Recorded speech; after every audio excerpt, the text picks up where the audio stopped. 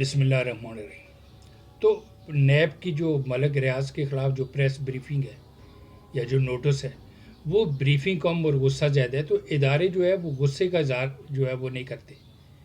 یہ غصہ گواہی نہ دینے کا ہے یا ٹیکہ لگنے کا، تو ٹیکے کی بات تو میں آگے چل کے کروں گا، لیکن ملک ریاض کے خلاف اداروں نے شکنجہ کسنے کا جو ہے فیصلہ کر لیا صرف اس لیے کہ خان صاحب کے خلاف گواہی نہ دی۔ تو گواہی نہ دے کر تو ملک ریاض نے ثابت کیا ہے کہ وہ ان لوگوں میں سے نہیں جو اچھے وقتوں میں تو دوستیاں نبھائیں، لیکن ذرا سا کڑا وقت آئے، برا وقت آئے تو وعدہ معاف گواہ جو ہے وہ جو بن جائے۔ تو ملک ریاض نے گواہی نہ دے کر ثابت کیا کہ وہ کہ مین آف پرنسپل ہے۔ ایسے لوگوں کا تو احترام ہونا چاہیے، نہ کہ ان کے گرد جو ہے وہ شکنجے جو ہے وہ کسنے چاہیے۔ تو ملک ریاض جو ہے اس نے تو غربت کی کوکھ میں جنم لیا، ایک ایب ناٹ، ایک عام آدمی، ایک گھریلو ملازم، ایک ٹی بوائے، اور پھر اس کی ذرا سی انگلی کیا پکڑی کہ اس نے اپنے عقل، دانش اور وی این کے بل بوتے پر بندہ چھت پھاڑ کر باہر آ گیا، اور پاکستان ہی نہیں پورے ایشیا کا جو ہے وہ سب سے بڑا جو پراپرٹی ٹائکون بن کر ابھرا ہے۔ اس نے وہ لیونگ اسٹینڈرڈ انٹروڈیوس کیا جس کا ہم تصور بھی نہیں کر سکتے تھے، یعنی کہ جو یورپ اور امریکہ میں نہیں، وہ لیونگ اسٹینڈرڈ وہ یہاں جو ہے لے کے آیا۔ تو یہ ملک ریاض کی عقل اور دانش کا جو ہے وہ اس کا منہ بولتا ثبوت ہے، اور یہ دانش جو ہے یہ کسی یونیورسٹی سے نہیں ملتی۔ ملک ریاض تو میٹرک بڑی مشکل سے کیا، انہوں نے خود بتایا تھا کہ میں نے 323 نمبر لیا، اگر 322 لیتا تو میٹرک بھی میں بھی فیل ہوتا۔ لیکن اس بندے کی جو ہے اس کی عقل اور دانش کو دیکھیں کہ ذرا سی اس کو سپورٹ ملی اور وہ بندہ چھات پھاڑ کر باہر آ گیا، اور ایشیا کا بڑا پراپرٹی ٹائکون جو ہے وہ بن کے ابھرا۔ تو یہ جو دانش ہے، یہ جو وی این ہے، یہ یونیورسٹیوں سے نہیں بلکہ یہ دماغ کی رنی سے ملتی ہے۔ تو میں پہلے بھی کسی ویڈیو میں کہہ چکا ہوں کہ جس طرح ایک گاڑی بنانے والا ایک جو مینوفیکچرر ہے، وہ گاڑی کو استعمال سے پہلے اس کی کچھ انسٹرکشن ہوتی ہے، ہدایات ہوتی ہیں کہ گاڑی کو جو ہے لوڈ ڈالنے سے پہلے اس کی پہلے رننگ کرے۔ اس کا مقصد یہ ایک ہوتا ہے کہ اس کے انجن میں پراپر آئلنگ ہو، اور اگر کوئی مینوفیکچرنگ فالٹ رہ گیا ہو تو اگر لوڈ پڑا ہوگا تو انجن سیز ہو جائے گا، اس لیے بغیر لوڈ ڈالے اس کی رننگ کرے تاکہ کوئی مینوفیکچرنگ فالٹ ہو تو وہ سامنے آئے تو اس کی ریکٹیفیکیشن ہو سکے۔ تو کیا گاڑی بنانے والا جو ہے وہ ہدایت دیتا، اس کی ریکمنڈیشن ہوتی ہے۔ تو جس نے اس پوری کائنات کو تخلیق کیا اس کی نہیں ہے۔ تو رب کعبہ کی بھی انسٹرکشن ہے، رب کعبہ یہ بھی ہدایت دیتا ہے کہ غور و فکر کرو میری تخلیق پہ، میری اس کائنات پہ جو میں نے تخلیق کی اس پہ غور و فکر کرو، اور غور و فکر کس سے ہوگی؟ وہ دماغ کی رنی سے ہوگی۔ لیکن بدقسمتی دیکھے کہ ہم 76 برس سے اس ملک میں جو ہے جن کی رنی کی مکمل نہیں ہو ان کو اس ملک پہ مسلط کرتے رہے، اور اس کا آج رزلٹ یہ ہے کہ اس ملک انجن، پسٹن، گیئر سب کچھ بیٹھ گیا ہے۔ اب یہ قوم سے کہہ رہے ہیں کہ دھکا لگاؤ۔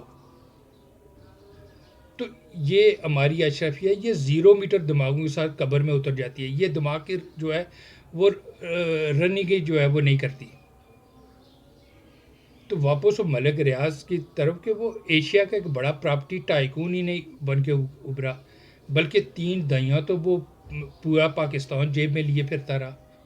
اس کی ایک جیب میں جنرل تھے، دوسری میں جج، تیسرے میں بیوروکریٹ، چوتھے میں جو ہے وہ سیاستدان۔ تو پورا پاکستان تو وہ جیب میں لیے پھرتا رہا سوائے 25 کروڑ عوام کے۔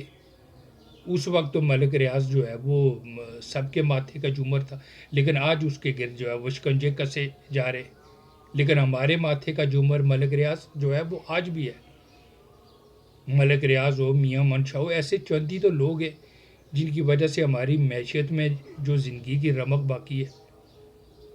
ادروائز تو ہماری معیشت کا ہی جو ہے وہ بیڑا غرق ہو چکا ہے۔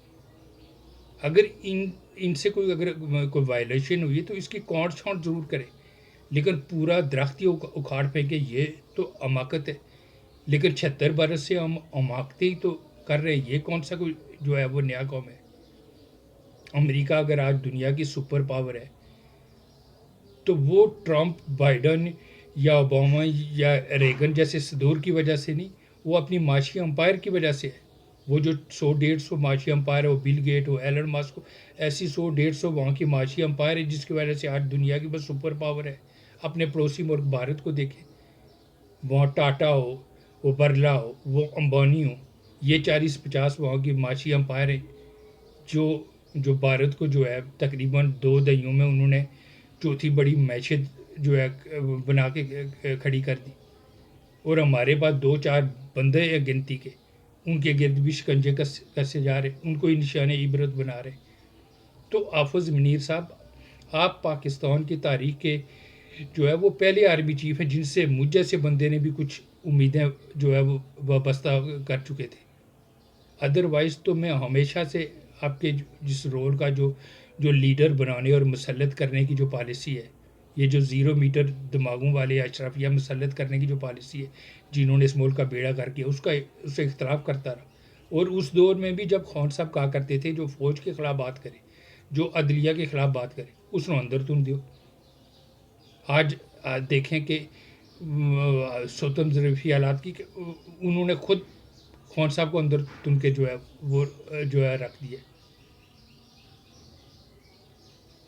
تو ایک تو یہ کہ سمجھ سے باہر ہے کہ جو نیب کی جو یہ پریس بریفنگ ہے یا نوٹس ہے، یہ بریفنگ کم اور اس میں غصہ زیادہ ہے. اب سمجھ سے باہر ہے کہ یہ غصہ جو ہے وہ 190 ملین پاؤنڈ میں خان صاحب کے خلاف جو ہے ملک ریاض نے جو گواہی نہ دی اس کا غصہ ہے یا ٹیکہ لگنے کا. تو ملک ریاض اور خان صاحب میں ایک چیز تو قدر مشترک ہے کہ یہ ناممکن کو ممکنات میں بدلنے کی صلاحیت جو ہے وہ رکھتے. ملک ریاض نے ان کو ٹیکہ لگا دیا جو سب کو ٹیکہ لگاتے پھر رہے تھے. ڈی ایچ اے اور بیریا ٹاؤن کے بیچ جو ہے ایک جوائنٹ وینچر ہوا. بعض رپورٹس کے مطابق 70 ارب اور بعض زیادہ ہے وہ کہتے کہ وہ ملک ریاض کو ادا کیے. اور ملک ریاض نے جو ہے لینڈ پرووائڈر بھی تھے اور ڈیولپر بھی تھے. تو ڈیولپ کیا کرنی تھی، انہوں نے لینڈ ہی پرووائڈ نہیں کی اور پیسہ بھی ہڑپ کر لیا. یعنی کہ جو سب کو ٹیکہ لگاتے پھر رہے تھے، ملک ریاض نے ان کو بھی ٹیکہ ٹھوک دیا. اور دوسری طرف خان صاحب کو دیکھیں کہ عیدی کو پورا پاکستان چندہ دیتا ہے، اور خان صاحب نے جو ہے وہ اس عیدی سے بھی چندہ لے لیا.